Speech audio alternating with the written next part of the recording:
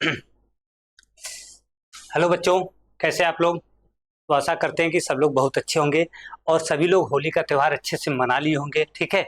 और होली का त्यौहार मनाने के बाद सब लोग भाई अब पढ़ाई पे जुड़ जाइए, क्योंकि हमारे पास जो CUET का एग्जाम होने वाला है इसके लिए टाइम अब बहुत कम बचा है।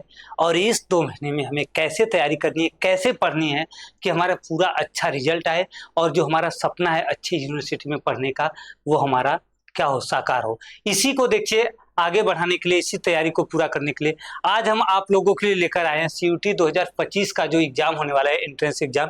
इसके लिए डोमेन सब्जेक्ट फिजिक्स भौतिक विज्ञान के पहले चैप्टर वैद्युत आवेश तथा वैद्युत क्षेत्र का 1 शॉट लेकर आए हैं पूरा लेक्चर। इसमें हम लोग क्या करेंगे, पूरा टॉपिक भी क्लियर करेंगे, कौन कौन से टॉपिक कैसे पढ़ने हैं। फिर इसके साथ साथ इस टॉपिक के क्वेश्चन भी देखेंगे। इसके क्या करेंगे भैया, इसके क्वेश्चन भी हम लोग इसके साथ साथ ही क्लियर करेंगे, क्वेश्चन देखते हुए चलेंगे।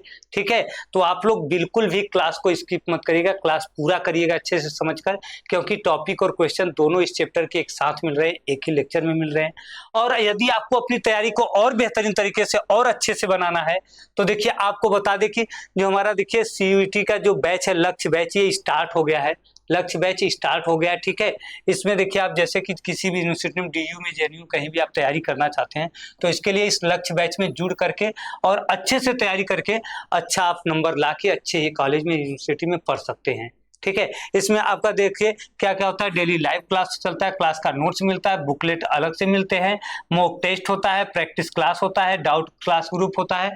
और इसमें जुड़ने के लिए अल्फा इंस्टीट्यूट प्रो एप्लीकेशन है जो कि प्ले स्टोर पर अवेलेबल है। ये जो है अल्फा इंस्टीट्यूट प्रो एप्लीकेशन, ये प्ले स्टोर पर अवेलेबल है। आप वहां से इंस्टॉल करके रजिस्टर करके आप जुड़ सकते हैं। अगर कोई प्रॉब्लम होता है, कुछ जानकारी चाहिए, तो आप ऑफिस के नंबर 930-577-1375 930-577-1375 पे आप कॉल करके जानकारी लेकर भी जुड़ सकते हैं। ठीक है। तो चलिए देखिए हम चलते हैं, स्टार्ट करते हैं भाई, स्टार्ट करते हैं हम लोग। देखिए अपने चलते हैं क्लास की तरफ, आगे बढ़ते हैं। ठीक है। इसमें देखिए हमारा देखिए चैप्टर 1 है। चैप्टर का नाम क्या है भाई, वैद्युत आवेश तथा वैद्युत क्षेत्र है। वैद्युत आवेश और वैद्युत क्षेत्र है। इसको हम लोग देखिए चैप्टर क्लियर करेंगे। इसमें देखिए क्या देखना है आपको भाई, पहला टॉपिक ही देखिए क्या है भाई, वैद्युत आवेश। वैद्युत आवेश देखिए क्या होता है, किसी पदार्थ का वह गुण जिसके कारण, ठीक है, उसमें विद्युत तथा चुंबकीय प्रभाव उत्पन्न होते हैं। ठीक है, वैद्युत आवेश कहलाता है। किसी पदार्थ का देखिए वैद्युत आवेश एक गुण होता है, एक प्रॉपर्टीज होता है, विशेषता होता है, जिसके कारण ये क्या करता है, वैद्युत क्षेत्र और चुंबकीय क्षेत्र को उत्पन्न करता है। ठीक है, वह गुण क्या कहलाता है, आवेश। देखिए वैद्युत आवेश पदार्थ का मूलभूत गुण होता है। वैद्युत आवेश एक अदिश राशि है। यह क्या है भैया, वैद्युत आवेश एक अदिश राशि है। इसे क्यू से प्रदर्शित करते हैं। इसे हम किससे व्यक्त करते हैं भैया, इसे हम क्यू से प्रदर्शित करते हैं। किससे व्यक्त करते हैं, क्यू से। इसे हम क्यू से प्रदर्शित करते हैं। और इसका देखिए अगर हमसे पूछा जाएगा मात्रक आवेश का, तो आवेश का मात्रक देखिए क्या होता है, आवेश का मात्रक देखिए अगर बात आएगी भाई, तो आवेश का मात्रक होता है देखिए हमारा कूलाम होता है। क्या होता है देखिए, आवेश का मात्रक देखिए कूलाम। कूलाम, या फिर देखिए हम कह सकते हैं फैराडे होता है। क्या होता है, फैराडे। आवेश का मात्रक देखिए कूलाम होता है, या फिर क्या होता है, फैराडे होता है। और देखिए आपका बता दें कि 1 कूलाम बराबर होता है 3 × 10⁹ ESU। इसका एक ये भी मात्रक होता है ESU। ठीक है। और 1 फैराडे बराबर अगर हम करें, 1 फैराडे का मान निकालें, तो 1 फैराडे बराबर देखिए होता है 96,500 कूलाम। 96,500 कूलाम होता है। कितना होता है भैया, 96,500 कूलाम। और ESU भी इसका होता है मात्रक, जो कि 1 कूलाम बराबर होता है 3 × 10⁹ ESU। ठीक है। ये तो देखिए हमारा क्या हो गया भैया, ये हमारा हो गया आवेश और आवेश का मात्रक, जिसमें आवेश क्या था देखिए, आवेश हमारा यही था कि किसी पदार्थ की देखिए वह गुण जिसके कारण वो वैद्युत क्षेत्र या चुंबकीय क्षेत्र उत्पन्न करता है, उसे क्या कहते हैं, आवेश। आवेश का मात्रक देखिए क्या होता है, कूलाम, या इसे फैराडे या ESU कहते हैं। 1 फैराडे बराबर 96,500 कूलाम, और 1 कूलाम बराबर 3 × 10⁹ ESU होता है। ये छोटा मात्रक होता है, ये बड़ा मात्रक होता है, और कूलाम बीच वाला मात्रक होता है। क्लियर है। नेक्स्ट देखिए क्या आएगा हमारा, देखिए टॉपिक, आवेश की विमा। आवेश की देखिए बीमा, देखिए अगर हम देखें तो देखिए बीमा देखिए क्या आ जाएगा भाई, ए टी आएगा ना, ए टी। क्यों? क्योंकि देखिए देखिए कूलाम बराबर देखिए क्या होता है, कूलाम बराबर देखिए एम्पियर सेकेंड होता है। क्या होता है? Ampere second. ठीक है। अब देखिए एम्पियर को ए से भी दिखाते हैं या कहीं कहीं इसको आई से भी दिखाते हैं, आई टी भी आ जाएगा। क्या हो जाएगा? ए से भी दिखाते हैं, आई से भी दिखाते हैं, ए और आई दोनों से दिखाते हैं। ठीक है। तो ये हो गया आवेश का बीमा। अब देखिए हमको क्या देखना है, आवेश के प्रकार। आवेश कितने प्रकार के होते हैं? तो देखिए भैया आवेश हमारे दो प्रकार के होते हैं, एक धन आवेश होता है और एक क्या होता है देखिए ऋण आवेश होता है। ठीक है। आवेश दो प्रकार के होते हैं। कितने प्रकार के? दो प्रकार के होते हैं। क्या होते हैं भैया? दो प्रकार के होते हैं। आवेश दो प्रकार के होते हैं, एक धन आवेश और एक ऋण आवेश। धन आवेश की बात अगर की जाए तो हम लोग पढ़े, देखिए धन आवेश क्या होता है। देखिए यह देखिए इलेक्ट्रॉन की कमी से होता है, कमी से होता है। ठीक है। इलेक्ट्रॉन की कमी से होता है। और यह क्या होता है भैया? देखिए ये इलेक्ट्रॉन की अधिकता से होता है। क्या होता है भैया? अधिकता, अधिकता से उत्पन्न होता है। ठीक है। देखिए जब किसी परमाणु पर या किसी पदार्थ पर इलेक्ट्रॉन कम होता है, इलेक्ट्रॉन की कमी होती है, तो इस पे क्या होता है भैया? धन आवेश होता है। और जब इलेक्ट्रॉन अधिक होता है, इलेक्ट्रॉन की अधिकता होती है, तो क्या होता है? ऋण आवेश। देखिए नॉर्मल अवस्था में जो नॉर्मल होता है जब, ठीक है, तो नॉर्मल अवस्था में क्या होता है, किसी परमाणु पे जो इलेक्ट्रॉन होता है, प्रोटॉन होता है, इसकी संख्या बराबर होती है।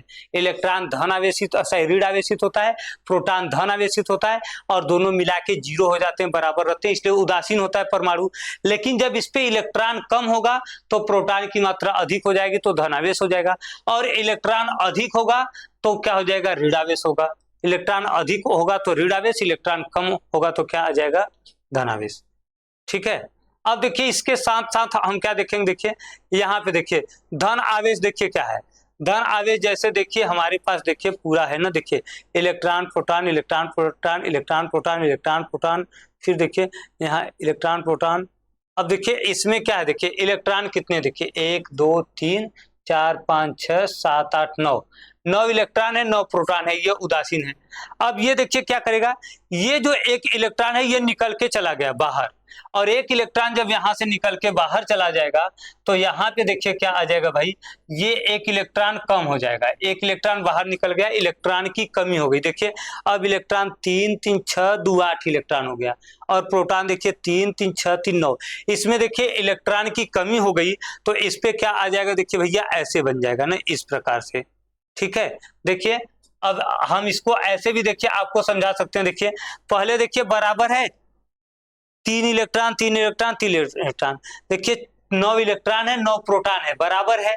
लेकिन जब ये एक इलेक्ट्रॉन देखिए निकल के जैसे ही बाहर जाएगा, अब देखिए ये इस प्रकार से आ जाएगा। अब देखिए इलेक्ट्रॉन कितने हो गए, इलेक्ट्रॉन कितने हो गए भैया? 8, प्रोटॉन अधिक, तो ये एक प्रोटॉन अधिक है, तो इस पे क्या आ जाएगा, देखिए एक प्लस चार्ज हो जाएगा।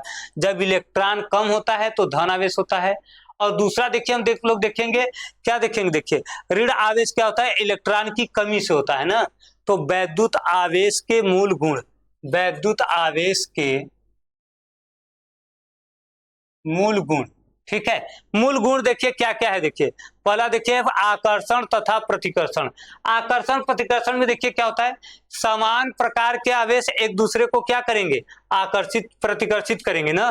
देखिए हम आपको लिख दे भाई, देखिए समान आवेश क्या करेंगे, प्रतिकर्षित, प्रतिकर्षित करते हैं, प्रतिकर्षित करते हैं।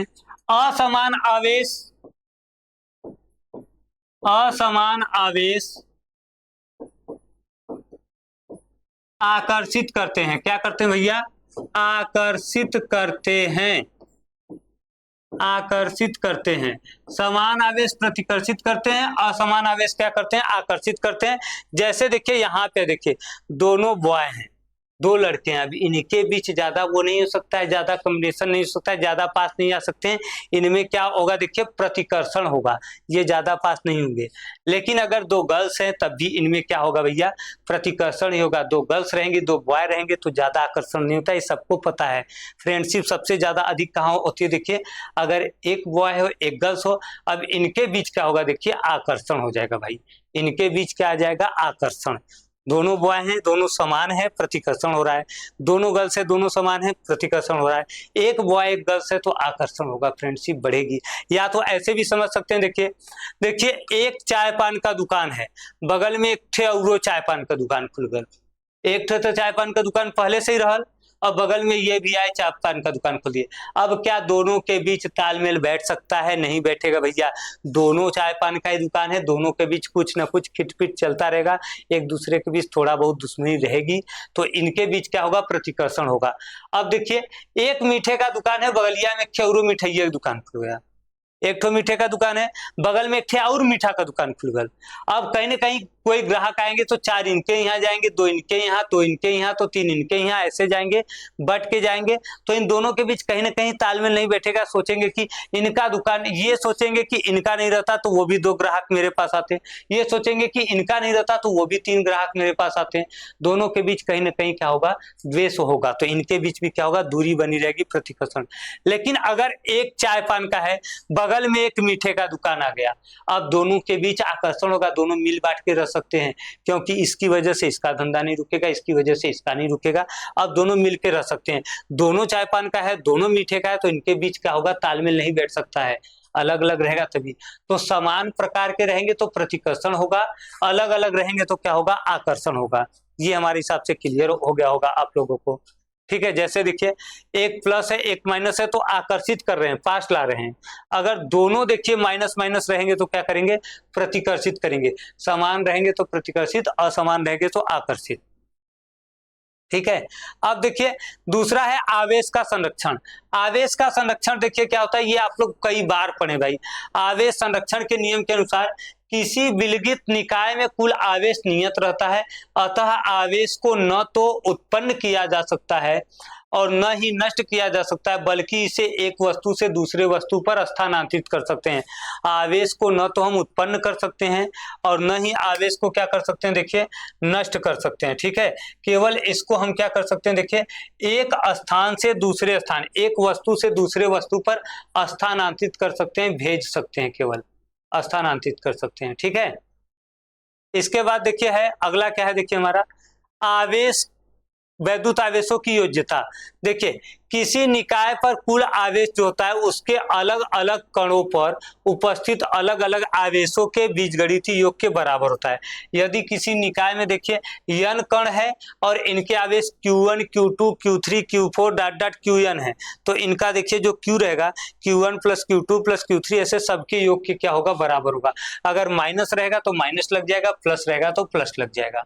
ठीक है, तो ये होता है कि आवेश योग नियम का पालन करता है। अगला देखिए क्या है हमारा, देखिए आवेश का क्वांटीकरण। प्रकृति में उत्पन्न आवेश सदैव एक निश्चित न्यूनतम मान के पूर्ण गुणज के रूप में उत्पन्न होता है। इसे हम क्या कहते हैं, आवेश का क्वांटीकरण कहते हैं। इस न्यूनतम आवेश को हम ई से व्यक्त करते हैं। ई का मान देखिए कितना होता है, ई बराबर 1.6 गुणे 10 के पावर माइनस 19 कूलाम। और देखिए आवेश क्यों बराबर क्या हो जाता है, यन ई हो जाता है, जहां यन क्या है, एक पूर्णांक है, पूर्ण संख्या है। यन एक क्या है भैया, पूर्ण संख्या है। ठीक है, यन एक पूर्ण संख्या है। इसके बाद देखिए हम देखेंगे कि देखिए क्वेश्चन आ गया भैया, इसी पर एक क्वेश्चन आ गया। ऊन के साथ रगड़े गए किसी पॉलीथीन के टुकड़े में देखिए 6 गुणे 10 घाते माने 7 कूलाम का ऋणात्मक आवेश उत्पन्न होता है। ऊन से पॉलीथीन में स्थानांतरित इलेक्ट्रॉन की संख्या बताइए। इसी पर देखिए टॉपिक पर महत्वपूर्ण टॉपिक है, इस पे क्वेश्चन बहुत आते हैं, इसलिए आपको ये हम पहले बता दे रहे हैं। क्वेश्चन देखिए क्या, देखिए हमको दे दिया, देखिए आवेश का मान दे दिया, क्यों बराबर दे दिया है 6 गुणे 10 घाते माइनस 7 कूलाम। ई का मान हमको पता होता है 1.6 गुणे 10 के पावर माइनस कितना हो जाता है, 19 कूलाम। अब देखिए n का मान पूछ रहा है कितना होगा। देखिए q बराबर n e से हम करेंगे तो n बराबर देखिए क्या आ जाएगा, q के बटा e आ जाएगा। n बराबर क्या आ जाएगा भैया, q के बटा e ना। देखिए q का मान आवेश का मान दिया था, e का मान ये हमको पता होता है, और n का मान पूछ रहा है तो q बराबर n e से n बराबर q के बटा e। मान रख दीजिए 6 गुणे 10 के पावर -19 सही -7 ना, बटे 1.6 गुणे 10 के पावर कितना आ जाएगा -19। इसको देखिए हम क्या लिख सकते हैं, 60 के बटा 16 गुणे 10 के पावर कितना आ जाएगा, ऊपर जाएगा तो प्लस हो जाएगा 12 बचेगा। अब देखिए 16 का भाग दे दीजिए इसमें, 16 कितनी बार जाएगा, 16 तिया 48, फिर देखिए दशमलव लगेगा 12 बचेगा 120, कितना बार जाएगा 16 7 बार जाएगा ना, 7 5 गुणे 10 घाते कितना आ जाएगा 12, 10 घाते 12। तो कौन सा ऑप्शन सही रहेगा, देखिए ये D number, D number option आ जाएगा भैया। कौन सा आ जाएगा, देखिए डी नंबर। 3.75 गुणे 10 घाते 12 आ रहा है, यहाँ 10 दे दिया है तो हमको 12 लाना है। क्या आना है भैया 12, तो 12 वाला टिक कर देंगे।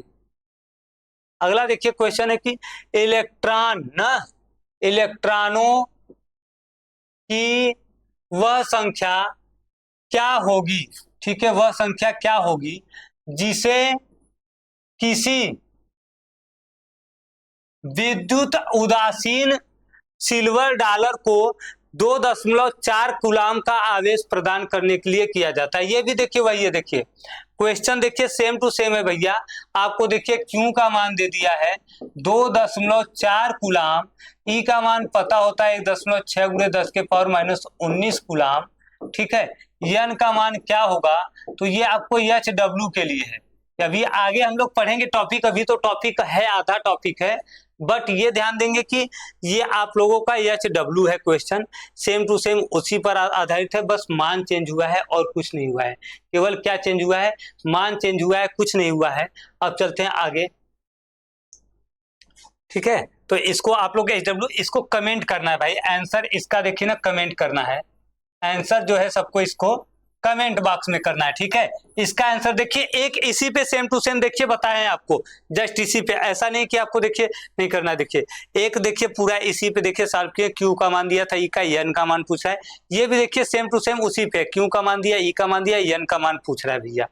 और आगे देखिए अगर हम देखेंगे तो देखिए क्या है, वैद्युत आवेशन, वैद्युत आवेशन देखिए क्या होता है, देखिए आवेश उत्पन्न करने की विधि को क्या कहते हैं हम, देखिए वैद्युत आवेशन, किसी पदार्थ पे आवेश उत्पन्न करने की प्रक्रिया आवेशित। देखिए या तो हम ऐसे देखिए समझ सकते हैं, पदार्थ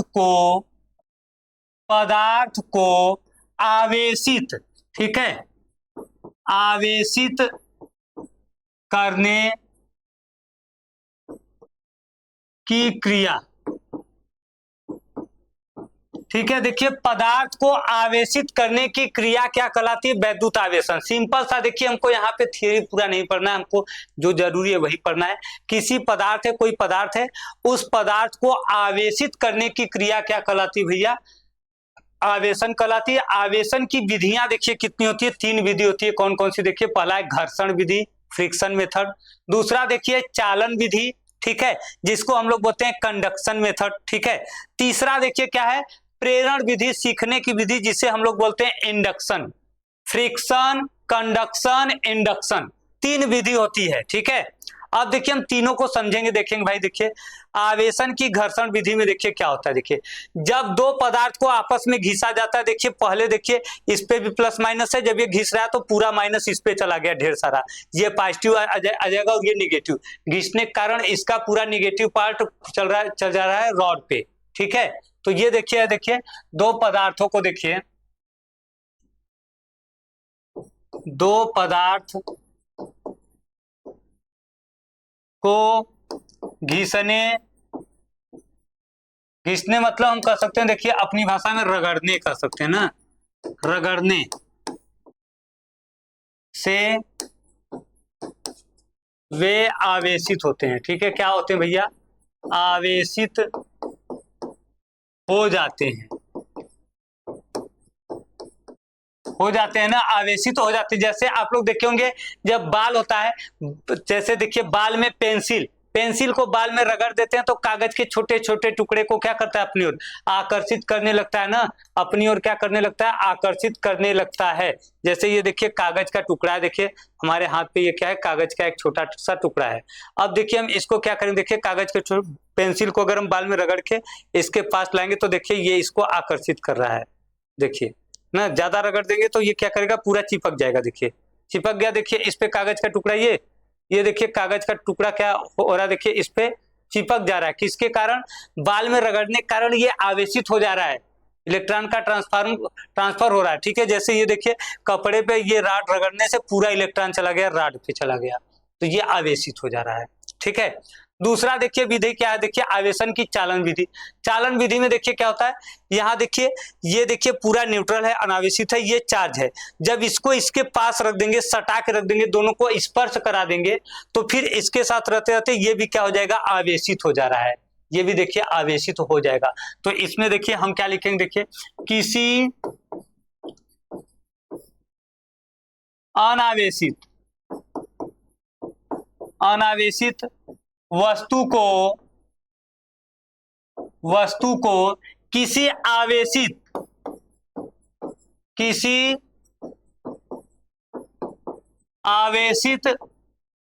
वस्तु के पास, सही, के संपर्क में लिखे ना, के संपर्क में रखने से वो आवेशित हो जाता है। क्या हो जाता है भैया, आवेशित हो जाता है। ठीक है, संपर्क रहना चाहिए, इसमें स्पर्श करना चाहिए। जैसे देखिए ये बॉल है एक, ये न्यूट्रल है, ठीक है, इस पे कोई चार्ज नहीं है, और इस रॉड पे क्या है, चार्ज है। जब इसके संपर्क में इसे हम रख देंगे बॉल को, तो इसके कुछ चार्ज इस पे चले जाएंगे, फिर ये भी क्या हो जाएगा, आवेशित हो जाएगा। ये चार्ज इस पे हो जाएगा, पूरा ये चार्ज हो जाएगा, गोला चार्ज हो जाएगा। ठीक है, तो ये है हमारा चालन विधि। तीसरा विधि देखिए क्या है भैया, प्रेरण विधि। ये देखिए सीखता है, केवल स्पर्श नहीं करेगा, देखिए केवल इसके पास कुछ समय के लिए रहेगा तो ये भी आवेशित हो जाएगा, केवल इसके पास रहने से।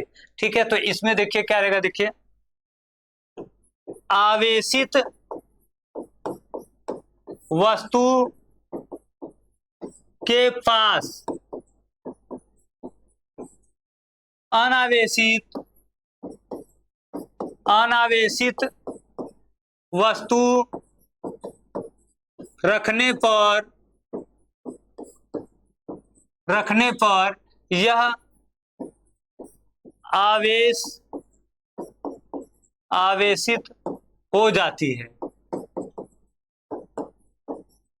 ठीक है, देखिए दोनों में अंतर क्या है, देखिए इसमें किसी आवेशित वस्तु के पास केवल अनावेशित वस्तु रख रहे हैं तो ये क्या हो रहा है, आवेशित हो जा रहा है, केवल पास रखने से। अनावेशित वस्तु के पास में रख दे रहे हैं तो ये क्या हो जा रहा है, आवेशित हो जा रहा है। लेकिन इसके पहले वाले में क्या था, इसमें देखिए कह रहा पास नहीं, इसमें संपर्क कराना जरूरी है। चालन विधि में दोनों का संपर्क होना जरूरी है, दोनों संपर्क होंगे तब होगा। इसमें संपर्क में होना जरूरी नहीं है, केवल इसके पास रख देंगे तब भी हो जाएगा। जैसे देखिए लोहे का राड होता है, लोहे के राड को अगर हम क्या करेंगे, लोहे के राड को अगर हम कुछ समय के लिए पृथ्वी में कुछ अंदर गाड़ के रख दें, ठीक है, पृथ्वी के अंदर हम गाड़ के रख दें, तो ये लोहे का राड क्या होता है, चुंबक की तरह व्यवहार करता है। क्यों, क्योंकि पृथ्वी के अंदर चुंबकीय क्षेत्र माना जाता है, उसके पास रहते, उसके केंद्र में एक चुंबक है माना जाता है पृथ्वी के। अब उसके पास रहते रहते ये भी क्या हो जाता है, उसी की तरह व्यवहार करने लगता है, इसमें भी गुण आ जाते हैं आवेश के। तो ये तीन विधि देखी है। अब इसमें देखिए एक क्वेश्चन है, कांच की छड़ को रेशम के से रगड़ने पर छड़ धनावेशित हो जाती है, इसका अर्थ क्या है।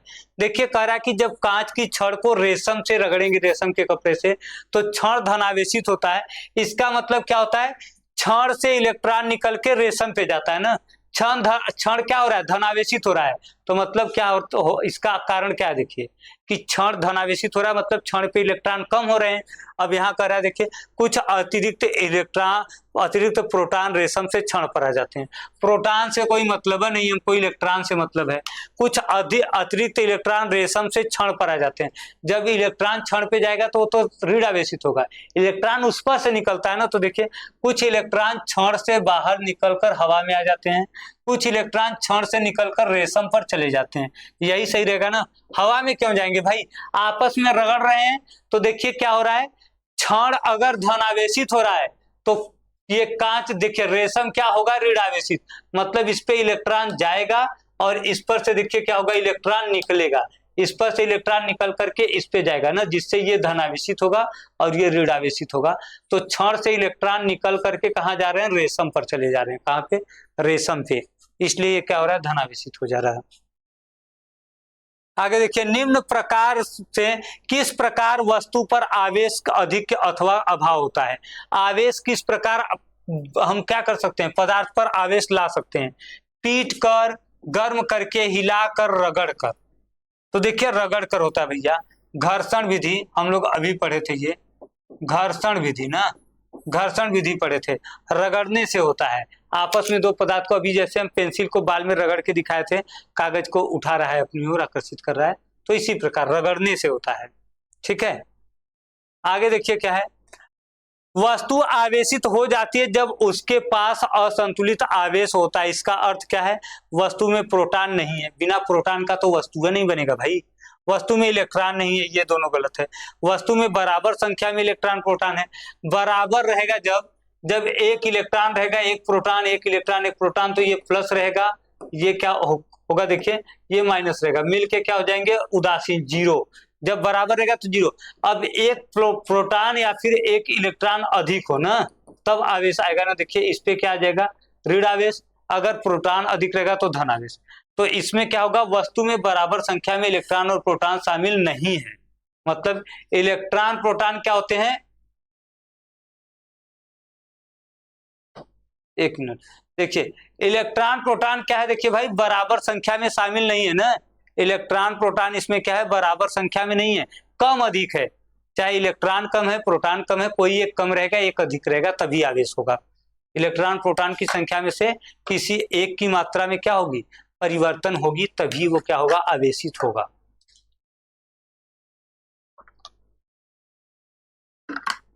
ठीक है, अभी हम पढ़े थे ना, देखिए धन आवेश के लिए क्या होता है, इलेक्ट्रॉन कमी होता है, ऋण आवेश के लिए इलेक्ट्रॉन अधिक होता है।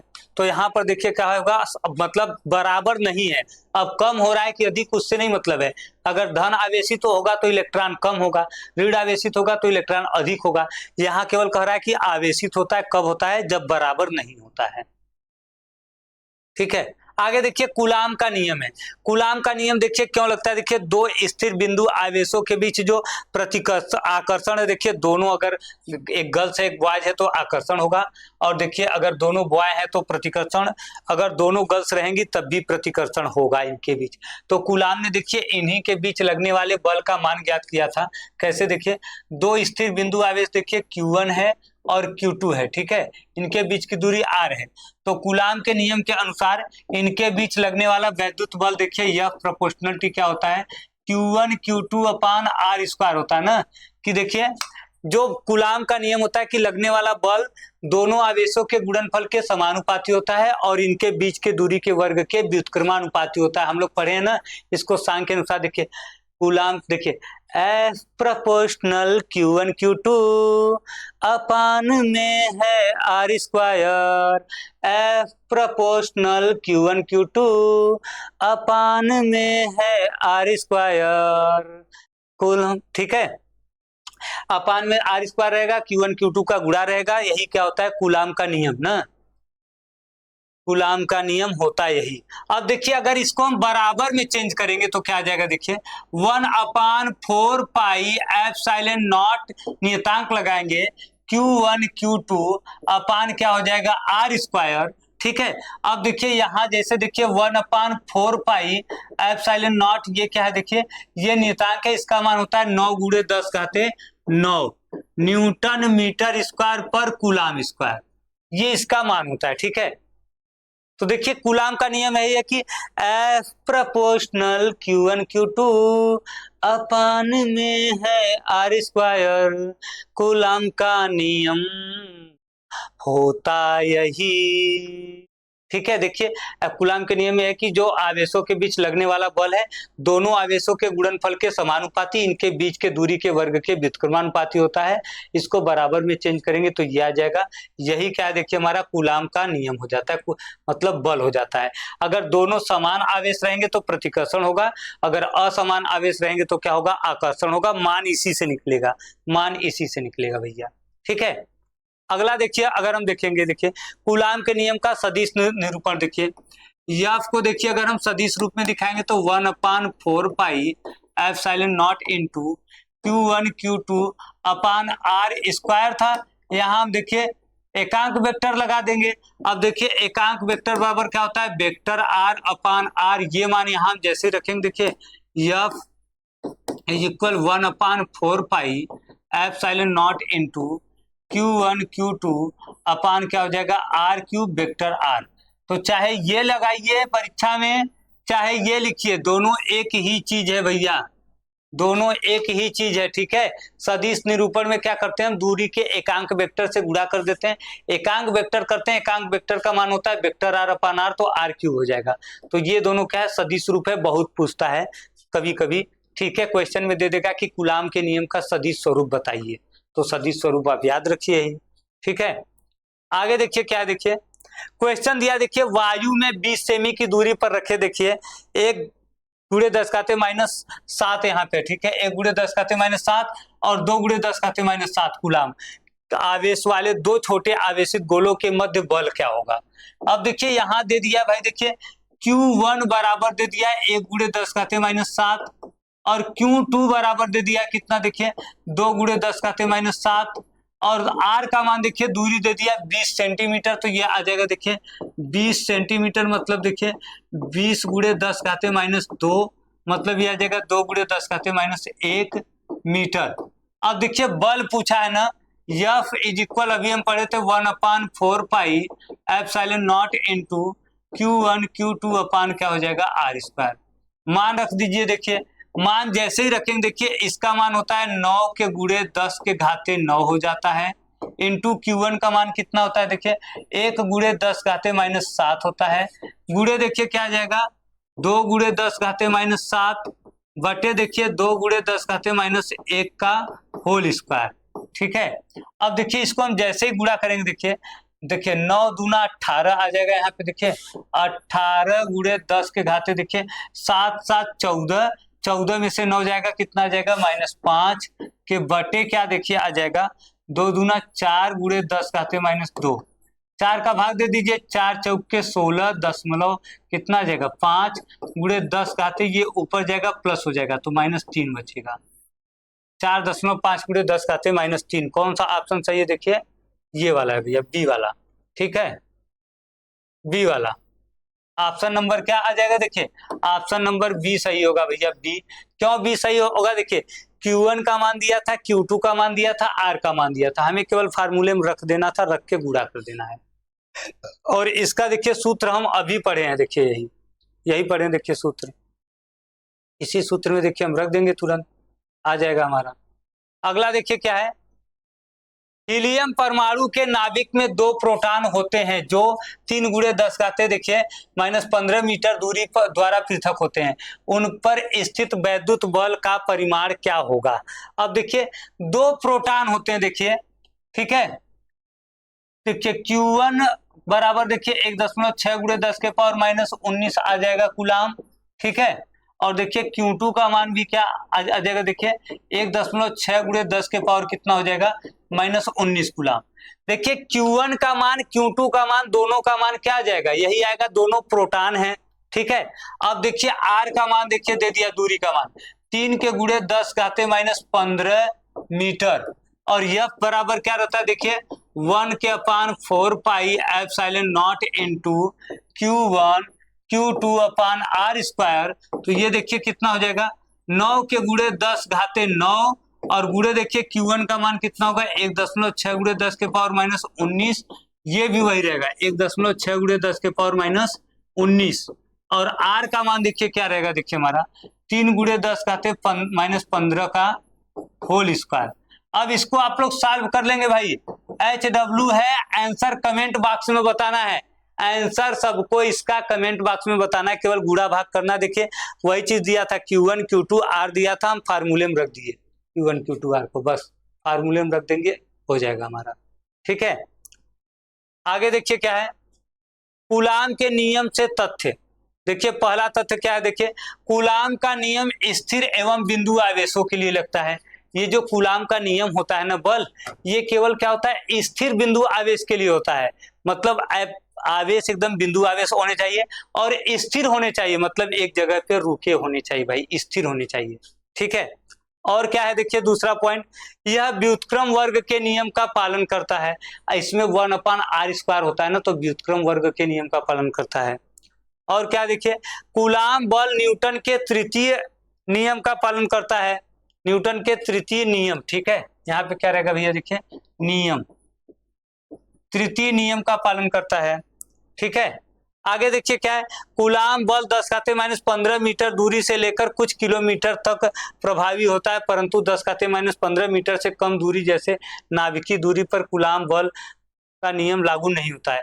मतलब ये 10⁻15 मीटर से लेके कुछ किलोमीटर तक होगा, इससे कम दूरी पर ये लागू नहीं होता है। इससे कम दूरी रहेगी तो कूलाम का नियम नहीं लगेगा। ठीक है, आगे देखिए, कूलाम बल गुरुत्वाकर्षण बल की तुलना में 10⁻40 गुना अधिक होता है। मतलब जो गुरुत्वाकर्षण बल होता है, कूलामी बल या वैद्युत बल उससे 10⁻40 गुना अधिक होता है। 10⁻40 गुना क्या होगा, अधिक रहेगा कूलाम बल जो होगा।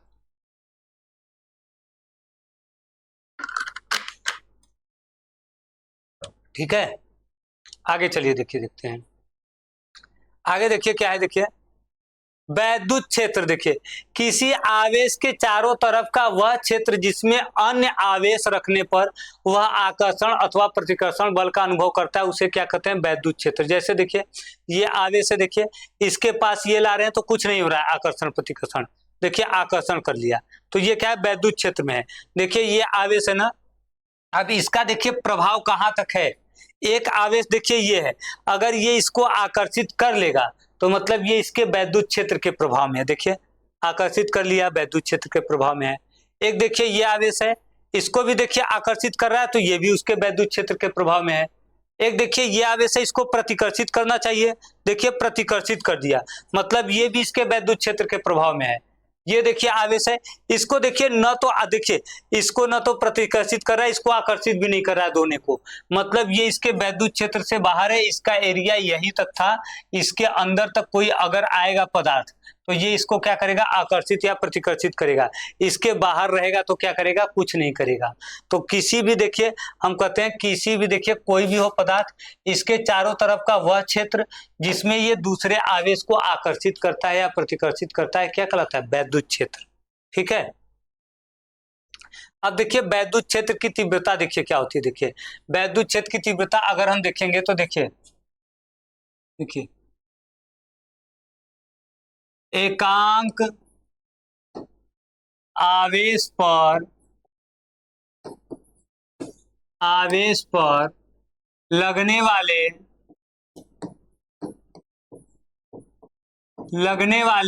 वैद्युत बल को, लगने वाले वैद्युत बल को विद्युत क्षेत्र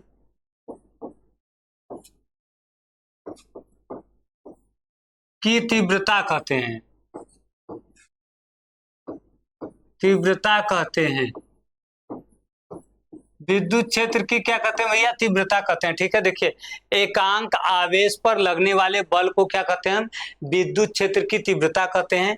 इसे ई से व्यक्त करते हैं, ई बराबर देखिए क्या आ जाएगा, एफ के बट्टा क्यू आ जाएगा, और इसका मात्रक देखिए न्यूटन प्रति कूलाम होगा। ठीक है, अगर बीमा पूछेगा तो देखिए एम एल टी के पावर -2, ठीक है, ए के पावर -1, ये आ जाएगा बीमा इसका। तो ये हो गया देखिए वैद्युत क्षेत्र। अगला देखिए क्या है, देखिए हमारा ऋण आवेश पर बल की दिशा वैद्युत क्षेत्र की दिशा के विपरीत होती है तथा धन आवेश पर वैद्युत क्षेत्र की दिशा में होती है। अच्छा, वैद्युत क्षेत्र की दिशा देखिए, जो ऋण आवेश होता है इस पे वैद्युत क्षेत्र की दिशा धन आवेश की दिशा में होती है, वैद्युत क्षेत्र की दिशा में होता है, वैद्युत क्षेत्र की दिशा के विपरीत तथा धन आवेश पर वैद्युत क्षेत्र की दिशा में।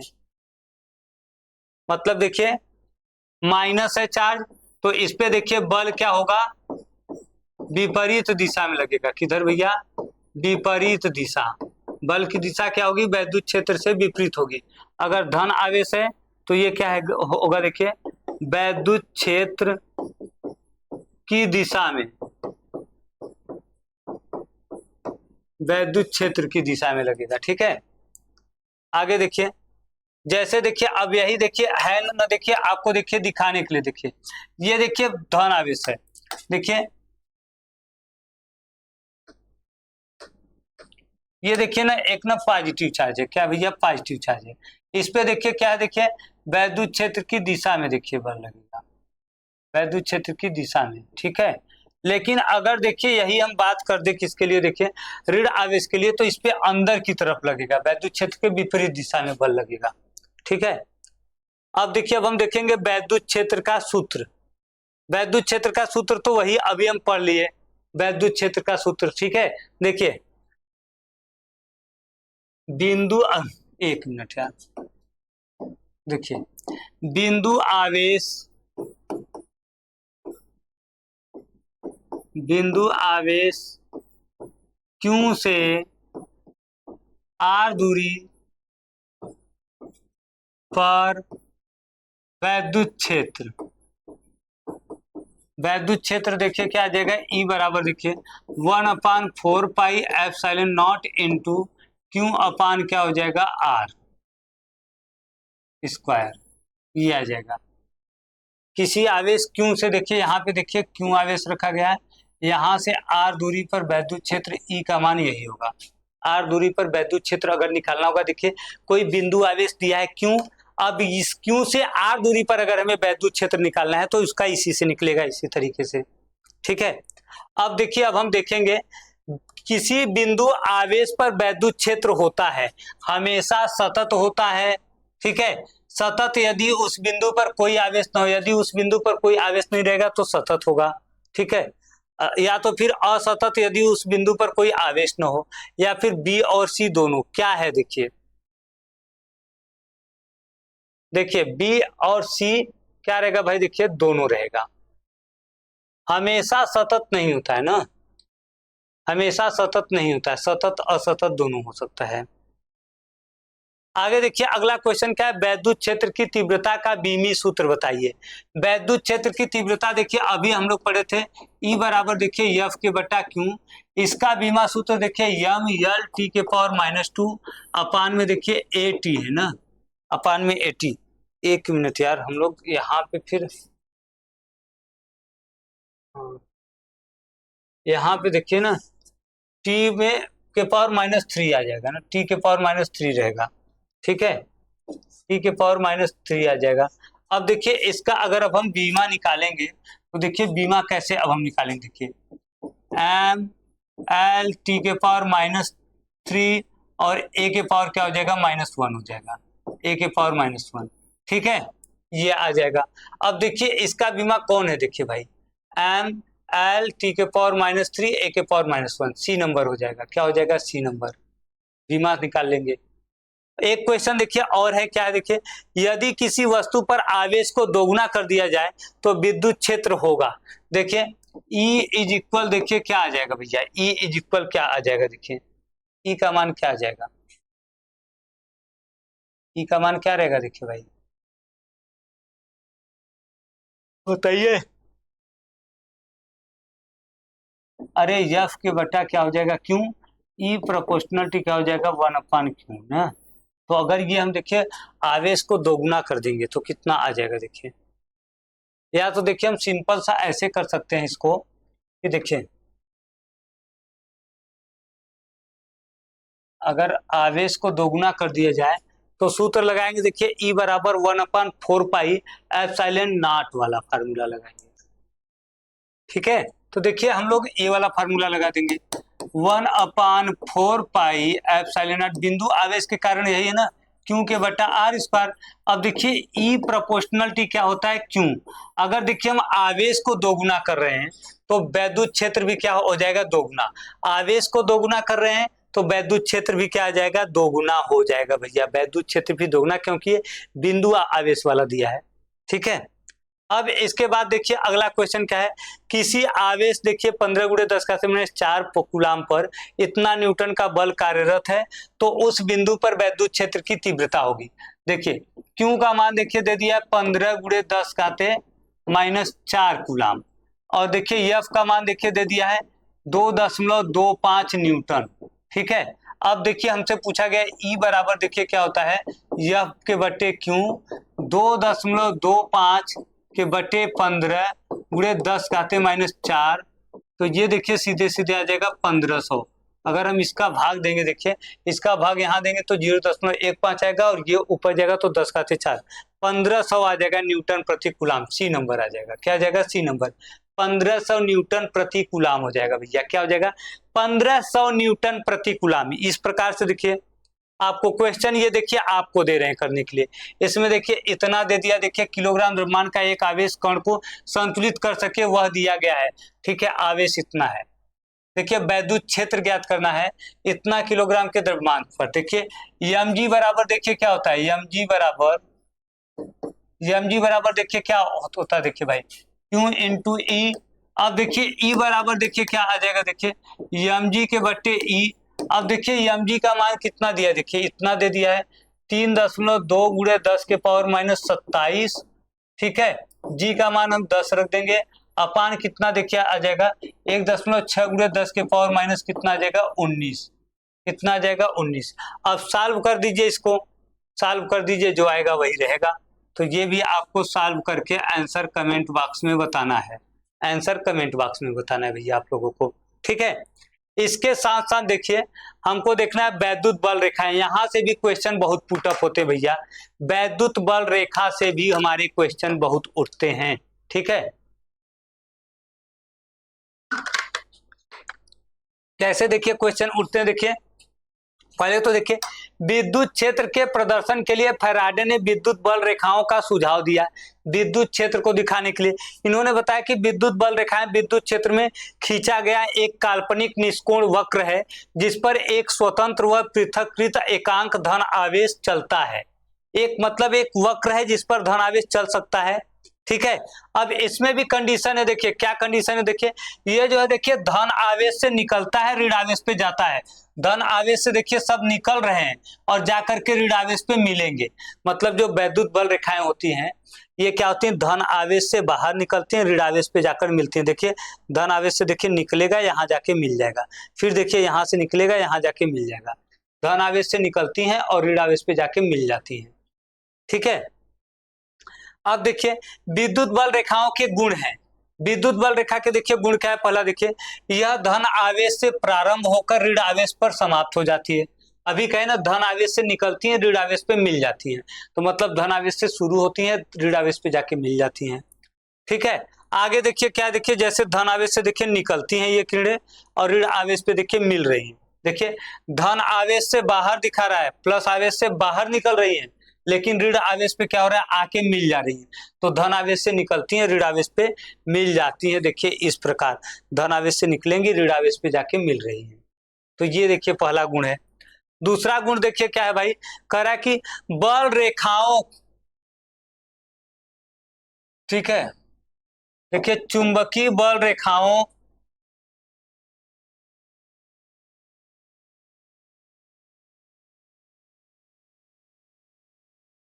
के किसी भी बिंदु पर खींचा गया या खींची गई स्पर्श रेखा उस बिंदु पर धन आवेश, ठीक है, लगने वाले बल की दिशा को प्रदर्शित करती है। देखिए कह रहा है कि वैद्युत बल रेखा के किसी बिंदु पर खींची गई स्पर्श रेखा उस पर वैद्युत क्षेत्र की दिशा को व्यक्त करती है। किस पर, वैद्युत क्षेत्र की दिशा को व्यक्त करती है।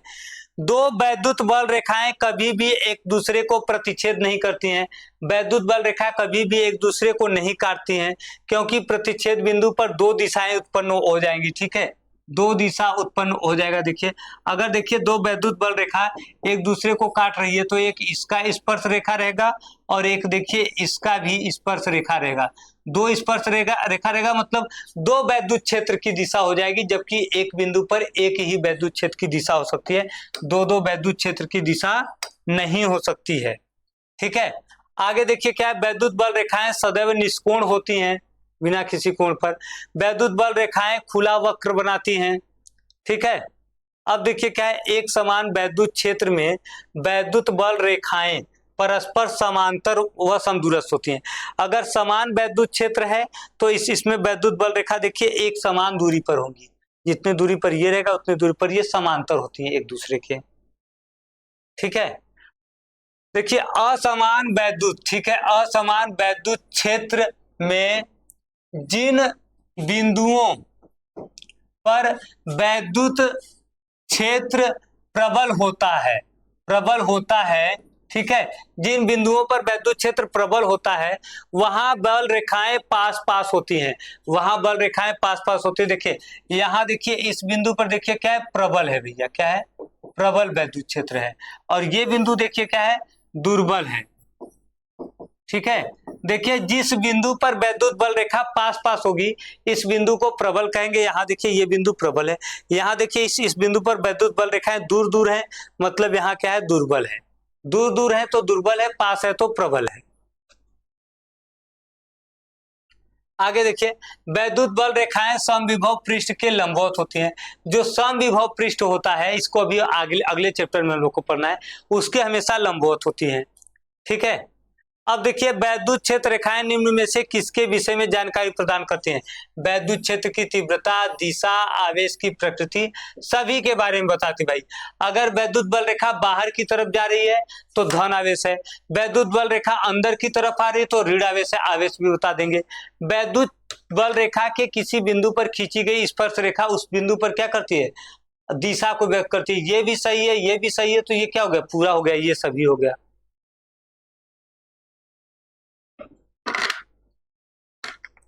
ठीक है, ये हो गया ये सभी। अगला देखिए क्या है, अगला देखिए हम देखेंगे क्या है भाई, देखिए कि निम्न में से कौन सा चित्र एकल धनावेश के कारण विद्युत क्षेत्र को प्रदर्शित करता है।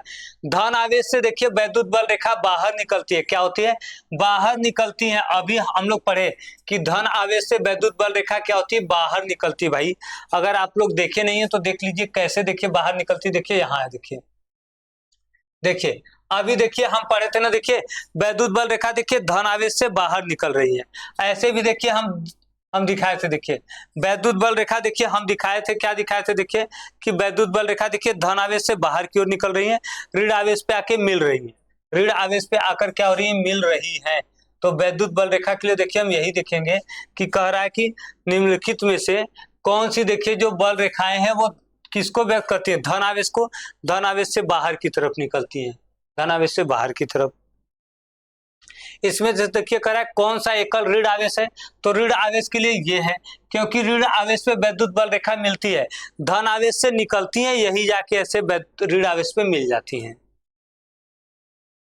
देखिए निम्न में से कौन सा कथन विद्युत क्षेत्र रेखाओं के बारे में सही है, क्वेश्चन हो गया, कौन सा विद्युत क्षेत्र रेखा के बारे में। देखिए विद्युत क्षेत्र रेखाएं धन आवेश से प्रारंभ होकर ऋण आवेश पर समाप्त होती हैं, ये तो सही है, और ये कह रहा है सही नहीं है, इसके हिसाब से इसको हमें गलत बताना है, क्या बताना है, गलत। लेकिन पहला तो सही हो गया। अब देखिए दो विद्युत क्षेत्र रेखाएं एक दूसरे को कभी नहीं काटती हैं, कभी नहीं काटती हैं, ये भी सही बात है यार, कभी नहीं काटती हैं। स्थिर विद्युत क्षेत्र रेखाएं बंद लूप नहीं बनाती हैं, ये भी सही है। विद्युत क्षेत्र रेखाओं को सतत वक्र नहीं माना जा सकता है, ठीक है, तो ये देखिए आपका गलत है। आगे देखिए फ्लक्स, वैद्युत फ्लक्स।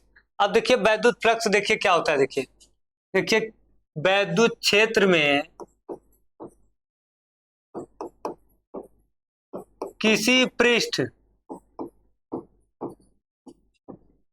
पृष्ठ के लंबवत गुजरने वाले गुजरने वाले वैद्युत बल रेखा, ठीक है, गुजरने वाले वैद्युत बल रेखा की संख्या,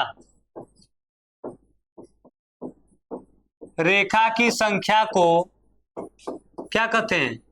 वैद्युत फ्लक्स कहते हैं, वैद्युत फ्लक्स कहते हैं। क्या कहते हैं भैया? वैद्युत फ्लक्स कहते हैं। अब देखिए वैद्युत फ्लक्स को हम व्यक्त किससे करते हैं? देखिए फाई ई से करते हैं। फाई ई बराबर क्या हो जाता है? ई ए कॉस कितना आ जाएगा? थीटा, या फिर देखिए ई डॉट ए आएगा, ये होगा वैद्युत फ्लक्स, ठीक है। अब देखिए ये तो हो गया वैद्युत फ्लक्स। अब देखिए अब हमको क्या देखना है? देखिए वैद्युत फ्लक्स से देखिए संबंधित कुछ क्वेश्चन है। देखिए वैद्युत फ्लक्स का यस आई मात्रक होता है, तो देखिए यस आई मात्रक देखिए हम यहीं से निकाल लेंगे। देखिए क्या करेंगे? देखिए ई का मात्रक देखिए न्यूटन प्रति कूलाम, और यहाँ मीटर स्क्वायर, तो ये क्या हो जाएगा? देखिए न्यूटन मीटर स्क्वायर प्रति कूलाम। अब देखिए इसमें क्या दिया है ऑप्शन में? देखिए भाई न्यूटन मीटर स्क्वायर प्रति कूलाम, न्यूटन मीटर कूलाम प्रति metre square, newton metre square प्रति coulomb square, newton metre square प्रति मीटर स्क्वायर कूलाम। तो देखिए यही पहला सही है भाई, ये सही है, मात्रक पूछा था। इसका बीमा पूछा है। देखिए अभी देखिए हम लोग बोले न्यूटन अपान कूलाम इंटू क्या आ जाएगा? Metre square. न्यूटन का देखिए यम यल टी के पावर -2 इंटू क्या देखिए आ जाएगा भाई? देखिए इंटू में देखिए ये आ जाएगा यल स्क्वायर, अपान में क्या आ जाएगा? 80।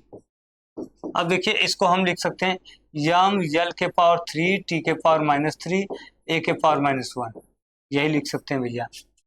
वैद्युत फ्लक्स की बीमा कौन सा? ये देखिए एम एल टी के पावर 3, अच्छा एल के पावर 3 टी के पावर -3 ए के पावर 1, बी नंबर हो गया। क्लियर है? बी नंबर हो गया। आगे देखिए अगला क्वेश्चन देखिए 10 सेमी त्रिज्या की एक वृत्ताकार समतल चादर एक समान विद्युत क्षेत्र इतने में स्थित है तथा क्षेत्र के साथ थीटा अंश का कोण बनाती है। चादर से गुजरने वाला वैद्युत फ्लक्स होगा। देखिए ई ए कास थीटा होता है, ठीक है। ई का मान देखिए कितना दे दिया? देखिए 5 गुणे 10 के घाते 5। ए का मान कितना? देखिए त्रिज्या दे दिया, तो देखिए क्या आ जाएगा? ए बराबर देखिए पाई आर स्क्वायर, मतलब देखिए पाई आर का मान देखिए क्या रहेगा? देखिए 10 सेमी है, तो देखिए क्या आ जाएगा? देखिए 10 घाते -1 का स्क्वायर, तो ये देखिए आ जाएगा पाई गुणे 10 घाते -2 आ जाएगा ना। तो यहाँ देखिए आ जाएगा पाई गुणे 10 घाते -2 हो जाएगा, ठीक है। ये आ गया। ए का मान कास कितना रख देंगे? cos 60।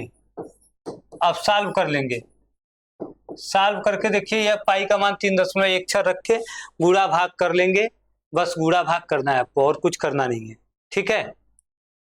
ये देखिए एक समान विद्युत क्षेत्र ई बराबर देखिए 2 गुणे 10 घाते 3 न्यूटन प्रति कूलाम धनात्मक अक्ष से देखिए अनुदिश कार्य करता है।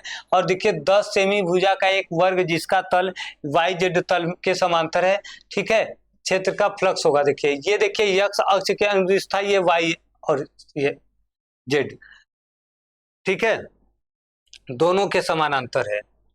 तब देखिए ये भी आपको एच डब्ल्यू करना। देखिए ई का मान दे दिया है, ठीक है, यहाँ पे दे दिया है देखिए 2 गुणे 10 घाते 3। अब देखिए आर ए का मान दे दिया है 10 सेंटीमीटर, मतलब कि 10 घाते -1 मीटर ना। अब देखिए ए का मान कितना देखिए आ जाएगा? भुजा का स्क्वायर, मतलब 10 घाते -1 का होल स्क्वायर किए 10 घाते माइनस क्या आ गया? 2 मीटर स्क्वायर। अब देखिए हमारे सूत्र क्या रखना है? ई ए कॉस थीटा, थीटा का मान कितना रख देंगे? 90 डिग्री, बस रख के सॉल्व कर देंगे, ठीक है। ये भी आपको कर लेना है। देखिए मान रख के केवल गुणा भाग करना है भाई, मान रखना है, मान रखने के बाद गुणा भाग कर देना है, ठीक है। आगे देखिए क्या है? वैद्युत द्विध्रुव। वैद्युत द्विध्रुव देखिए क्या होता है भाई? देखिए अगर वैद्युत द्विध्रुव की बात करें तो देखिए, देखिए वैद्युत द्विध्रुव देखिए क्या होता है? दो समान परंतु विपरीत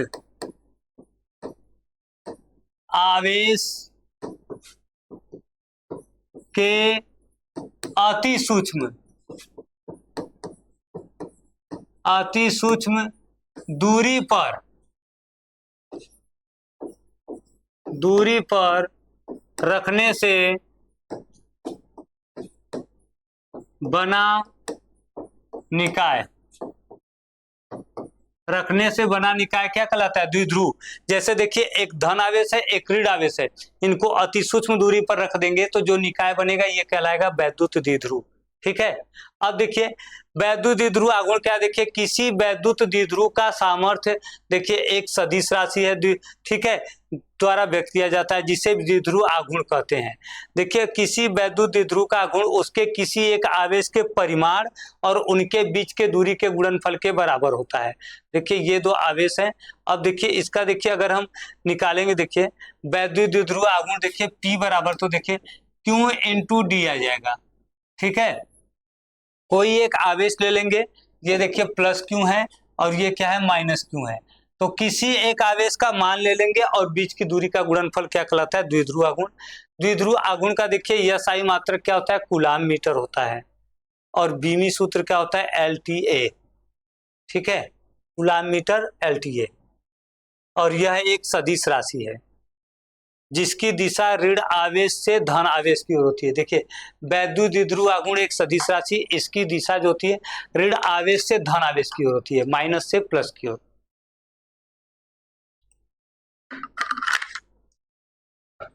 ठीक है, इसके बाद देखिए अब देखिए क्या है भाई हमारा, देखिए वैद्युत द्विध्रुव के कारण वैद्युत क्षेत्र की तीव्रता। इसमें देखिए वैद्युत द्विध्रुव के कारण निम्नलिखित स्थितियों में वैद्युत क्षेत्र की तीव्रता की गणना करेंगे। कौन? देखिए पहला देखिए अक्षीय स्थिति और दूसरा है निरक्षीय स्थिति। अक्षीय स्थिति में देखिए क्या रहेगा, अगर हम अक्षीय स्थिति की बात करें, किसकी बात करें भाई? देखिए अक्षीय स्थिति ना, अनुदैर्ध्य या फिर अक्षीय स्थिति। ठीक है, तो देखिए अक्षीय स्थिति में अगर हम देखेंगे तो देखिए क्या आ जाएगा, देखिए देखिए E बराबर 1/4 pi epsilon not into Q, सही अच्छी स्थिति है ना, देखिए 2p/r³। ठीक है, जहां P क्या है देखिए भैया, द्विध्रुव आघूर्ण है, द्विध्रुव आघूर्ण है। ठीक है, आघूर्ण। और R क्या है देखिए, दूरी है। क्या है? दूरी है। ये देखिए हो गया अक्षीय स्थिति में। अब हम क्या देखेंगे, देखिए निरक्षीय स्थिति में।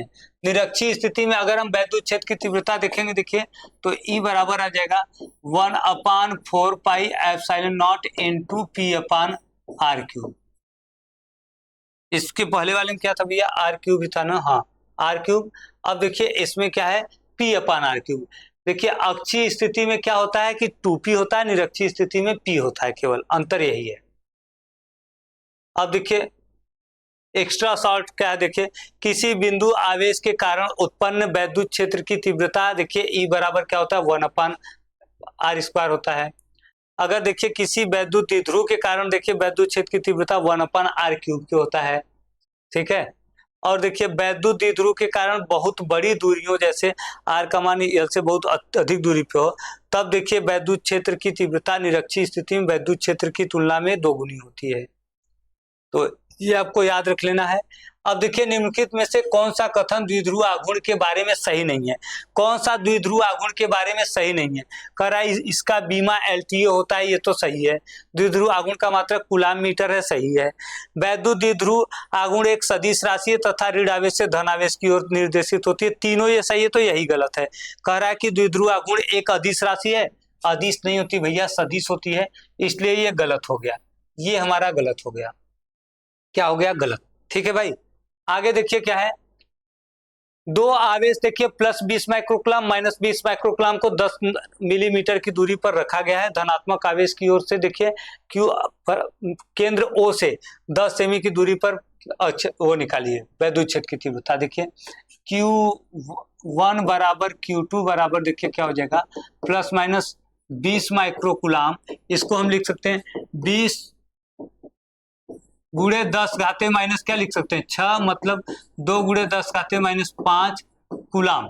अब देखिए R का मान, देखिए D का मान कितना दे दिया, देखिए 10 मिलीमीटर, इसको हम लिख सकते हैं 10 गुणे 10 घाते माइनस 3 मतलब 10 घाते माइनस 2 मीटर। अब देखिए P बराबर क्या आ जाएगा, देखिए Q इंटू डी करेंगे, कोई एक मान ले लेंगे, देखिए 2 गुणे 10 घाते माइनस 5 गुणे 10 घाते माइनस 2 कितना आ जाएगा, 2 गुणे 10 घाते माइनस 7 कूलाम मीटर। आर का मान दिया ही है, देखिए आर का मान कितना दे दिया, 10 सेंटीमीटर, मतलब सीधे सीधे 10 घाते माइनस 1 मीटर। अब देखिए हमारा क्या निकालना है, देखिए E बराबर देखिए अक्षीय स्थिति में 1/4 पाई एप्सिलॉन नॉट इंटू क्या आ जाएगा, देखिए 2p/r³। अब इसको आपको सॉल्व करना है, ये देखिए ये HW है। अब आपको सॉल्व करना है, केवल देखिए इसका मान रखेंगे, P का मान आप यही निकाले हैं अभी, और देखिए R का मान रख देंगे, बस रखकर गुणा भाग कर लेना है, ठीक है। मान लीजिए एक ऐसा क्षेत्र है जिसमें विभिन्न प्रकार के आवेश हैं किंतु कुल आवेश शून्य है। क्षेत्र के बाहर बिंदु पर विद्युत क्षेत्र आवश्यक रूप से शून्य होगा। विद्युत क्षेत्र केवल आवेश वितरण के द्विध्रुव आघूर्ण के कारण होता है। प्रभावी विद्युत क्षेत्र अधिक दूरी r, ठीक है, मूल बिंदु से दूरी के लिए r³ के व्युत्क्रमानुपाती होता है, ये भी सही है, ठीक है। अब देखिए क्षेत्र से दूर बंद पथ के लिए अनुदिश आवेशित कण के घुमाने में के लिए किया गया कार्य शून्य नहीं होता है। अब इसमें से क्या सही है भाई, देखिए जब आवेश नहीं है, मतलब इसमें कोई कह रहा है कि देखिए आवेश शून्य है, तो इसको घुमाने में किया गया कार्य भी क्या होगा, देखिए 0 आ जाएगा। अच्छा शून्य नहीं होगा ना, 0 आएगा, ये गलत है। यहाँ पूछा देखिए कह दिया शून्य नहीं है, तो हमें देखना है सही बात क्या है, गलत बात नहीं, ठीक है। तो देखिए ये तो सही है, ये देखिए कह रहा है कि जो ये r³ होता है, r³ वाला केवल देखिए द्विध्रुव के लिए होता है। जो r³ के व्युत्क्रमानुपाती होता है वैद्युत क्षेत्र, ये केवल वैद्युत द्विध्रुव के लिए होता है, आवेश के लिए नहीं होता है। तो ये इसमें क्या है, यही आपका देखिए है, ठीक है। आगे देखिए, देखिए 1 माइक्रोकुलाम और देखिए -1 माइक्रोकुलाम के दो बिंदु आवेश को 100 एंगस्ट्रॉम की दूरी पर, ठीक है, रखा जाता है। 100 एंगस्ट्रॉम की दूरी, देखिए ये Q1 का मान हो गया, ये Q2 का, और वो किसका मान हो गया, देखिए D का मान। देखिए Q1 बराबर Q2 बराबर देखिए 1 माइक्रोकुलाम है, तो हम लिख सकते हैं देखिए इसको ±1 गुणे 10 घाते -6 कुलाम, ठीक है। अब देखिए कह रहा है इसके बाद देखिए दूरी क्या, देखिए डी का मान देखिए दे दिया है 100 एंगस्ट्रॉम, इसको हम लिख सकते हैं 100 के गुणे 10 घाते -10 मतलब 10 घाते -8 मीटर हो गया। अब देखिए P का मान हम निकालेंगे, तो P का मान देखिए आ जाएगा Q इंटू डी हो जाएगा, तो 10 घाते -6 गुणे 10 घाते -8 हो जाएगा, तो ये जगह 10 घाते -14 कूलाम मीटर। ये तो देखिए आगे हमारा P का मान हो गया द्विध्रुव आघूर्ण। अब देखिए एक बिंदु P मध्य से 10 सेमी की दूरी पर है, R का मान देखिए 10 सेंटीमीटर है, इसको हम लिख सकते हैं 10 घाते -1 मीटर लिख सकते हैं। अब देखिए P पर विद्युत क्षेत्र क्या रहेगा, देखिए E बराबर देखिए 1/4 पाई एप्सिलॉन नॉट इंटू देखिए अभिलंब पर दिया है ना, अभिलंब पर दिया है मतलब निरक्षीय स्थिति हो गई, तो यहाँ देखिए P/r³ हो जाएगा। तो ये देखिए आ जाएगा 9 के गुणे 10 के घाते 9 गुणे देखिए P का मान कितना आया, देखिए 10 घाते 14 अपान 10 घाते -1 का होल स्क्वायर। ये दो ऊपर जाएगा तो प्लस में आ जाएगा, तो देखिए कितना आ जाएगा, देखिए 9 के गुणे 10 घाते, देखिए ये दो ऊपर जाएगा तो यहाँ 9 2 11, 14 में से 11 जाएगा -3 आ जाएगा, कितना आ जाएगा 9 गुणे 10 घाते 3 आ जाएगा, ठीक है। और ये देखिए 9 गुणे 10 घाते 3, तो इसको देखिए हम लिख सकते हैं 0.009 लिख सकते हैं, 0.009। 10 घाते -3 बचेगा, ये 9 2 11 जाएगा, 13 ऊपर, तो यह आ जाएगा न्यूटन प्रति कूलाम। फिर से अच्छा एक मिनट, अच्छा r³ है ना, यहाँ पे देखिए r³ है, क्या देखिए r³ है, तो यहाँ पे कितना बच जाएगा, 2 बच जाएगा, 2। तो ये देखिए 10 घाते 09 बचेगा, क्या आ जाएगा भाई, देखिए ये आ जाएगा, देखिए 2 बचेगा, तो 0.09 कितना आ जाएगा 0.09। तब ऑप्शन नंबर आपका क्या हो जाएगा डी।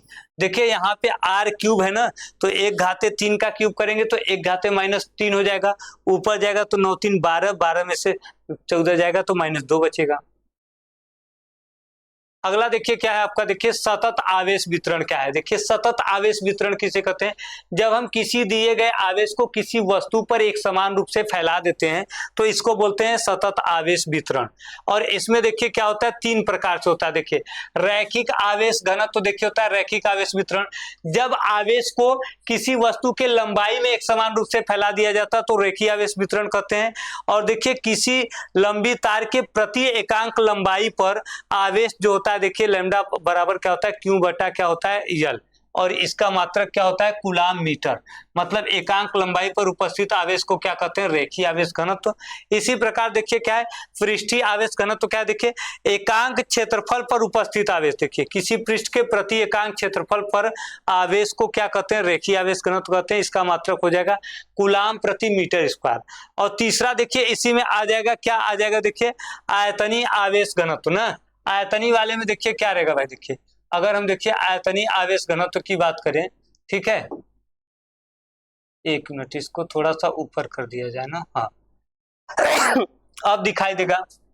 तो देखिए आयतनीय आवेश वितरण में देखिए क्या होगा, जब किसी आवेश को किसी वस्तु के पूरे आयतन में फैलाया जाता है तो एकांक आयतन में, देखिए प्रति एकांक आयतन में आवेश की मात्रा को क्या कहते हैं, आयतनीय आवेश घनत्व कहते हैं, रो से व्यक्त करते हैं।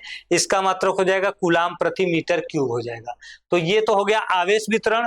अब हमको देखिए क्या देखना है, इस पर एक क्वेश्चन देखिए, निम्नलिखित का मिलान करिए, निम्नलिखित का क्या करिए भाई, मिलान करें ना, तथा सही विकल्प का पता करें। देखिए निम्नलिखित का मिलान करना है भाई, देखिए स्तंभ ए को स्तंभ बी से मिलाना है। रैखिक आवेश घनत्व का मात्रक देखिए क्या है, रैखिक आवेश घनत्व, इसका मात्रक देखिए, इसका क्या होता है, आवेश के बदले लंबाई। ए का क्यू में चला गया, ए का क्यू, ए का पी, ए का आर, ए का ये तीनों तो देखिए पहले ही गलत हो गए। गलत जब हो गए तो यही सही होगा। दूसरा भी देख लेते हैं, देखिए पृष्ठीय आवेश घनत्व, तो देखिए आवेश बटा क्षेत्रफल ये हो जाएगा, बी का आर चला जाएगा, बी का आर, अब ये जो बचा सही है ही। देखिए पहला और दूसरा मिलाएंगे, बाकी सब अपने आप गलत हो जाएगा, पता चल जाएगा कौन किसका है। आगे देखिए 4 मिलीमीटर व्यास के एक समान आवेशित चालक गोले का पृष्ठीय आवेश घनत्व 60 माइक्रो, ठीक है, प्रति माइक्रो कूलाम प्रति मीटर स्क्वायर है। गोले पर आवेश होगा, गोले पर आवेश कितना होगा, देखिए भाई सीधे सीधे देखिए सिग्मा का मान देखिए दे दिया है, क्यू अपान देखिए क्या आ जाता है, देखिए ए, ठीक है। अब देखिए अगर हम इसका मान निकाल, देखिए ये तो देखिए आ जाएगा हमारा कितना, देखिए 60 माइक्रोकुलम दिया, तो देखिए 60 गुणे 10 घाते -6 आ जाएगा, बराबर देखिए क्यू बटा ए का मान देखिए क्या है, गोला है तो देखिए 4 मिमी व्यास है ना, आर का मान देखिए आ जाएगा 4.4 के बट्टा 2, तो ये आ जाएगा 2.2 मिलीमीटर, ठीक है। अच्छा मीटर है ना सीधे सीधे, तो देखिए गोला है तो ये देखिए सीधे सीधे कितना आ जाएगा, देखिए 4 पाई आर स्क्वायर, आर स्क्वायर, ठीक है। अब क्यू बराबर देखिए क्या आ जाएगा, 4 पाई आर स्क्वायर इंटू 60 गुणे 10 घाते -6, ठीक है। सॉल्व कर लेना आप लोग, ये आपके लिए है, एच डब्ल्यू है। गुणा भाग तो कर ही सकते हैं, इतना तो आप लोग कर ही सकते हैं भाई, गुणा भाग करके आंसर कमेंट में बता सकते हैं। इसके बाद देखिए एक समान वैद्युत क्षेत्र में रखे वैद्युत द्विध्रुव पर बल युग्म आघूर्ण, बल युग्म आघूर्ण देखिए टू बराबर होता है पी क्रॉस ई ना, पी ई कॉस थीटा, सही साइन थीटा, साइन थीटा, ठीक है। या तो देखिए टाउ, अगर हमें सदिश रूप दिखाना है, देखिए सदिश रूप दिखाना है तो देखिए पी क्रॉस ई दिखा देंगे, ठीक है, ये आ जाएगा पी क्रॉस ई। जहां देखिए पी क्या है, देखिए द्विध्रुव आघूर्ण है, द्विध्रुव आघूर्ण है भैया, क्या है, द्विध्रुव आघूर्ण है। ई क्या है, देखिए वैद्युत क्षेत्र की तीव्रता है, वैद्युत क्षेत्र की तीव्रता है, ठीक है, ये हो गया। अगला देखिए कि जब कण क्षेत्र के समांतर प्रवेश करता है तब देखिए समांतर प्रवेश करने पर कण का पथ ऋजुरेखी गति करेगा, कण का पथ कैसा करेगा, ऋजुरेखी करेगा। एक समान वैद्युत क्षेत्र में आवेशित कण का पथ। और देखिए दूसरा कह रहा है, क्या कह रहा है भाई, देखिए जब कण क्षेत्र के लंबवत गति में प्रवेश करता है तब लंबवत प्रवेश करने वाले कण का पथ कैसा होता है, परवलयाकार होता है। ठीक है, परवलयाकार रहता है। जब देखिए लंबवत गति करेगा तो परवलयाकार होगा, समांतर करेगा तो क्या होगा, उसी में रहेगा रेखीय। अनंत लंबाई के तार के कारण देखिए वैद्युत क्षेत्र की तीव्रता देखिए E बराबर देखिए 1/4 pi epsilon not into 2 lambda upon r, जहां देखिए लैम्डा क्या है, देखिए तार का रेखीय आवेश घनत्व है। क्या है, रेखीय आवेश घनत्व है। ठीक है, और देखिए अगला क्या है, देखिए अनंत लंबाई के आवेशित प्लेट के कारण वैद्युत क्षेत्र की तीव्रता देखिए E बराबर देखिए आ जाएगा सिग्मा अपान 2 एप्सिलॉन नॉट, जहां देखिए सिग्मा क्या है, प्लेट का पृष्ठ आवेश घनत्व। ठीक है, पृष्ठ आवेश घनत्व है। इसके बाद देखिए क्या है भाई, देखिए एक समान आवेशित खोखले गोले के कारण वैद्युत क्षेत्र की तीव्रता देखिए E बराबर क्या रहता है, देखिए 1/4 pi epsilon not into Q upon क्या होता है, देखिए R ना। जब देखिए R का मान देखिए क्या रहेगा, देखिए R is greater than R। ठीक है, और देखिए E बराबर 0 रहता है, जब कब रहेगा, जब देखिए जब R का मान देखिए छोटा रहेगा R से। ठीक है, देखिए गोली कोष की त्रिज्या R है, R देखिए क्या है, गोले की त्रिज्या। ठीक है, देखिए एक गोला है, इसकी त्रिज्या देखिए R है, तो देखिए अगर इसके बाहर बिंदु पर देखिए यहां पर देखिए R दूरी पर देखिए अगर हमको निकालना है वैद्युत क्षेत्र तो ये फार्मूला लगेगा। अगर देखिए ये गोला है, इसकी त्रिज्या R है और हमें वैद्युत क्षेत्र जो निकालना देखिए यहां पर, इससे देखिए R दूरी पर अंदर की बात रहेगी, देखिए अंदर की बात रहेगी तो 0 रहेगा, और गोली कोष के अगर देखिए बाहर बिंदु पर देखिए ये गोला है R त्रिज्या का, गोली कोष के बाहर किसी बिंदु पे पूछेगा तो इस फार्मूले से लगेगा, गोली कोष पर पूछेगा तो यहीं पे R लग जाएगा, गोली कोष के अंदर जाएगा तो क्या हो जाएगा, 0 हो जाएगा। गोली कोष के अंदर क्या हो जाता है, 0 हो जाता है भैया, क्या हो जाता है, 0। ठीक है, तो बस इतना देखिए यही पढ़ना था हम लोग को चैप्टर नंबर 1 में CUET के हिसाब से यही टॉपिक, और कुछ क्वेश्चन भी आपको बता दिए हैं। बाकी कुछ क्वेश्चन हम लोग प्रैक्टिस भी किए हैं PYQ के रूप में, अभी आगे भी करेंगे क्वेश्चन प्रैक्टिस। हाँ, अगर आप लोगों को तैयारी पूरी करनी है भाई, तैयारी क्या करनी है, पूरी करनी है, तो हम देखिए आप लोगों को बता दिए हैं कि आप लोग लक्ष्य बैच से जुड़िए, ये शुरू में ही बता दिए हैं। ठीक है, लक्ष्य बैच से आप लोग जुड़ करके अच्छे से तैयारी कर सकते हैं और आप लोग अच्छा नंबर लाके अच्छे जगह एडमिशन करा सकते हैं यूनिवर्सिटी में। ठीक है, तो चलिए मिलते हैं नेक्स्ट लेक्चर में, तब तक के लिए सभी को बाय बाय। ठीक है, और आप लोग कमेंट करके जरूर बताइएगा क्लास आपको कैसा लगा, समझ में आया कि नहीं, या तो अगर कोई और करेक्शन करना हो कि नहीं सर ये ऐसे करिए वो ऐसे, तो वो भी आप लोग कमेंट में बताइए, हम उसको नेक्स्ट क्लास से थोड़ा सा डेवलप कर सकते हैं, क्योंकि समझना आपको, वैसे हम अपने हिसाब से जितना जरूरी था जैसे था वो हम आपको बता दिए हैं। ठीक है, चलिए तो नेक्स्ट क्लास में मिलते हैं, तब तक के लिए बाय बाय।